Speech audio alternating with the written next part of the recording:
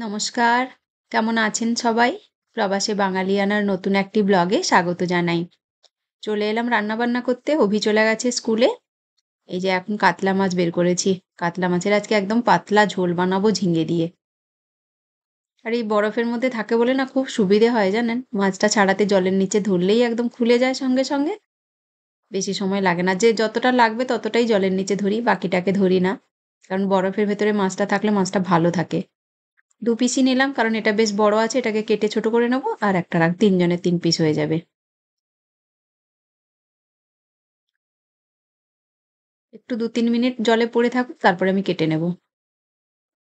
এই যে মাছটা আমি ২-৩ মিনিট পরে কেটে নিয়েছি। তারপরে একটু নুন আর হলুদ মাখিয়ে রেখে দেবো। উম ওটা একটু ম্যারিনেট হয়ে থাকুক, ততক্ষণে আমি সবজিগুলো কেটে নেব। আজকে একটু শুক্তো বানাবো। আর বেগুনটা এবারে এত খারাপ পড়েছে, যেদিনই এনেছি সেদিনই আমি রান্না করেছিলাম একদম ভেতরটা কালো, কালো। তো এখনো বেগুনটা ১-২ দিনই হয়েছে বাজার থেকে নিয়ে এসছি। পুরো কালো, কালো ভেতরটা মানে পুরনো বেগুন। বুঝতে পারিনি নিয়ে চলে এসছি। এখন এই যে পেঁপে কেটে নিলাম, আলুটাও হাফ দিয়েছি, কাঁচকলাও হাফ দিয়েছি, উচ্ছেটাও হাফ দিয়েছি আর একটা বেগুন দিয়েছি। আর কিছু সবজি নেই মানে শুক্তোতে দেওয়ার মতো। শুক্তোটা চাপিয়ে দিই তারপরে আমি ঝোলের সবজিগুলো কাটবো। দিয়ে দিলাম একটু তেজপাতা, শুকনো লঙ্কা আর দিয়ে দেবো ৫ ফোড়ন। উচ্ছেটা আমি এর সঙ্গেই ভেজে নেবো, আলাদা করে আর ভাজলাম না। প্রথমে একটু উচ্ছেটা ভেজে তারপরে বাকি সবজিগুলো দিয়ে দেবো। একটু নুন হলুদ দিয়েই ভাজছি। একটু ঢাকা লাগিয়ে দেবো, দিলে তাড়াতাড়ি হয়ে যাবে। এই যে উচ্ছেটা আমার ভাজা হয়ে গেছে, এবারে সবজিগুলো দিয়ে দেবো। আজকে রাত্রিবেলার রান্নাটাও করে নেবো এই রান্নাগুলো শেষ করে। দিয়ে দিলাম একটুখানি নুন আর হলুদ। সবজিটা ভাজা হতে হতে আমি একটু সর্ষেও বেটে নেব। সর্ষেটা আজকে আর মিক্সিতে করব না, এই খল নোড়াতে করে নিচ্ছি এই যে। সুন্দর হয়ে যায় জানেন। মিক্সিতে আবার অধিক কম জিনিসটা ঠিকমতো হয় না, মানে অনেক সময় লাগে আর কি। তাই আমি মাঝে মাঝে এই খল নোড়াতে করে নিই। বেটে নিয়েছি আর এদিকে আমার সবজিটা ভাজা হয়ে গেছে। ওদিকে আমি ভাতও বসিয়ে দিয়েছি। খোসাটা আর দিলাম না, ছেঁকে নিচ্ছি। আর একটু জল দেবো, একটু নেড়ে নিই। নিচে না হলে লেগে যাচ্ছে। আমার সবসময় বড়ি ছাড়াই শুক্তো বানাতে হয়। কারণ এখানে যে বড়িগুলো পাওয়া যায় সেগুলো আমাকে ভালো লাগে না। ইন্ডিয়ান স্টোরে পাওয়া যায়। কিন্তু আমাকে দেখে ভালো লাগে না, তাই আমি নিয়ে আসি না। জলটা দিয়ে ঢাকা লাগিয়ে দিলাম। ওদিকে ওটা সেদ্ধ হোক আর এদিকে আমি ততক্ষণে ঝোলের আলুটা মানে ঝোলের সবজিটা কেটে নেব। ওই হাফটা আলু ছিল শুক্তোতে দেওয়ার পরে সেটাই হয়ে যাচ্ছে, আর পুরো আলু আর দিলাম না। আর ঝিঙ্গাটা এত নরম, আমি খোসাটা রেখে দিয়েছি বাটবো বলে। এই নরম খোসাগুলো মিষ্টি লাগে একেবারে, তাই রাখলাম ঝিঙের খোসাটা। বীজও হয়নি ভেতরে, এত নরম ঝিঙ্গাটা।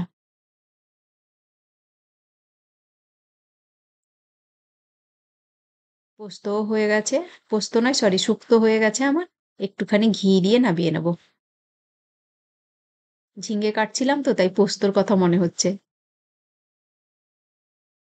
শুক্তোতে আবার ঘি না দিলে আমার একদম ভালো লাগে না, তাই আমি সবসময় একটু ঘি দিয়ে দিই।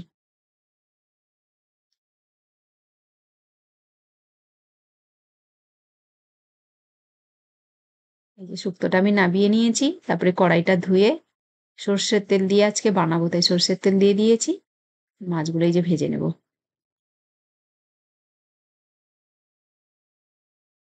মাছগুলো একদম দুদিক উল্টে পাল্টে লাল লাল করে ভেজে নেব। এই কাতলা মাছটা ভালো পড়েছে। রুই মাছটা অতটা ভালো ছিল না, একটু কেমন গন্ধ ছিল।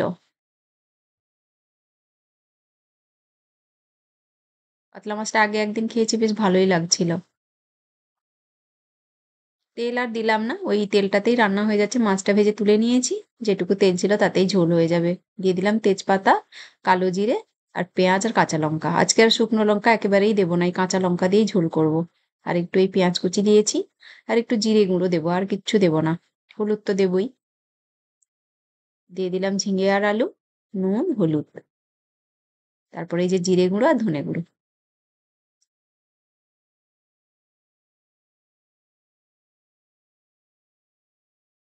খুব ভালো লাগে এরকম পাতলা ঝোল গরমের সময়। আর কাঁচা লঙ্কা দিয়ে ঝোল তো খুবই ভালো লাগে। আলাদা একটা গন্ধ বেরোয় কাঁচা লঙ্কার। দারুণ লাগে খেতে। অভি আগে খেত না খুব একটা, তবে এখন ভালোবাসে। আর একটু বড়, বড় করে কেটে রাখা টমেটোগুলো দিয়ে দিলাম। পরিমাণ মতো জল দিয়ে দেবো। সবজিটা খুব বেশি ভাজা করিনি, একটু নেড়ে-চেড়েই জল দিয়ে দিলাম। এবারে ঢাকা লাগিয়ে দেবো, এটা সেদ্ধ হোক।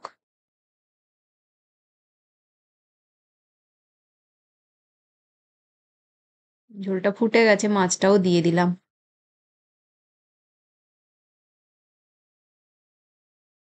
আবার ঢাকা লাগিয়ে দিচ্ছি। হোক এখন এখানে। আর এপাশে আমি ওই ঝিঙ্গা খসার বাটা করব বলছিলাম, তাওয়াটা বসিয়ে দিয়েছি। আজকে একটু রসুন দিয়ে করছি। সর্ষের তেল দিয়েছি, কালো জিরে দিলাম, শুকনো লঙ্কা আর এই রসুনটা দিলাম। রসুন ছাড়াও করি আমি, তবে আজকে রসুন দিলাম। এত নরম আমার দেখে আর ফেলতে ইচ্ছে করলো না।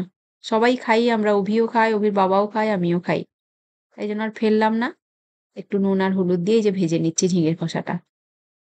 শিল তো আর নেই, আমি এই মিক্সিতেই একটু ঘুরিয়ে নিই। অতটা স্মুথ পেস্ট হয় না, কিন্তু একটু যে দরদরা থাকে না, তাতে কিন্তু টেস্ট ভালো লাগে খেতে।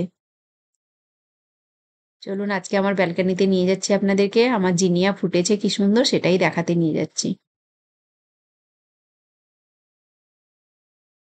আজকে ওয়েদারটা একটু মেঘলা মেঘলা, কখনো রোদ বেরোচ্ছে, কখনো আবার মেঘে ঢেকে যাচ্ছে এরকম। ওই যে কুমড়া বীজ দিয়েছিলাম, বেরিয়েছে দেখুন।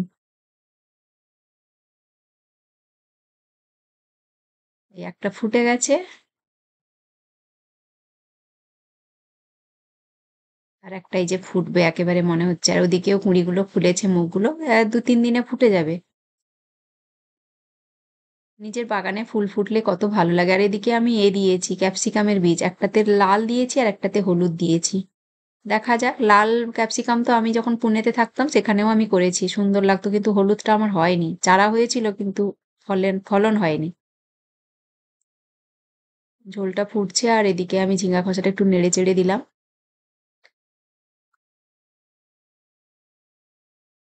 হয়ে এসছে, আর একটু হবে ভাজা ভাজা।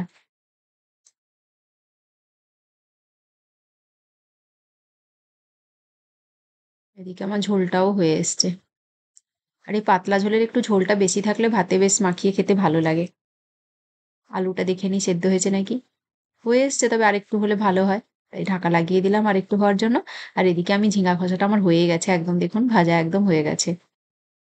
আর ঢাকা দিতে হবে না। এই যে রেখে দিয়ে একটু পরে ঠান্ডা হলে আমি ওটা বেটে নেব। আর ঝোলটাও আমার হয়ে গেছে, আলু সেদ্ধ হয়ে গেছে দেখলাম।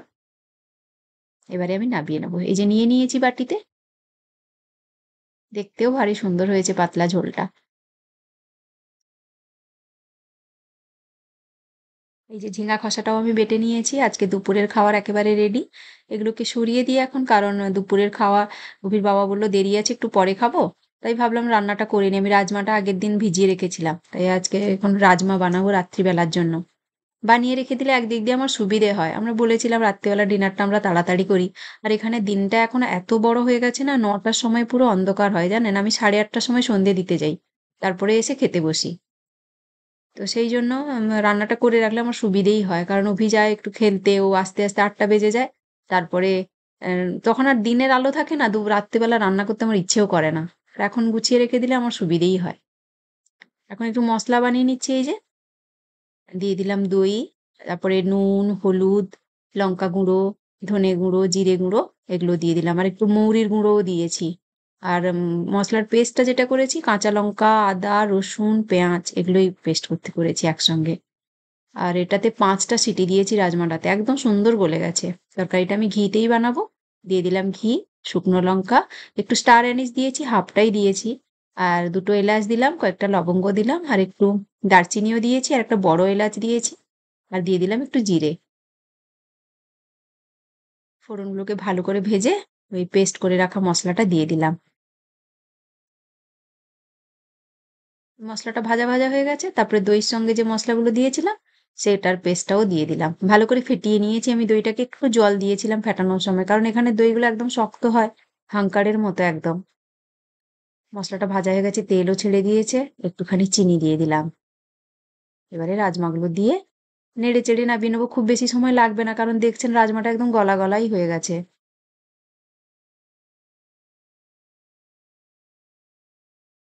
একদম মাখা মাখা হয়ে গেছে রাজমাটা। উপর থেকে একটু কসুরি মেথি দিয়ে দিলাম। এবারে নেড়ে চেড়েই নিয়ে নেব। এই ছিল আমার আজকের ব্লগটা। আমার ব্লগটা যদি আপনাদের ভালো লেগে থাকে তাহলে অবশ্যই লাইক করবেন, কমেন্ট করে জানাবেন কেমন হয়েছে। খুব ভালো থাকবেন সবাই। দেখা হচ্ছে পরের ভিডিওতে। টাটা।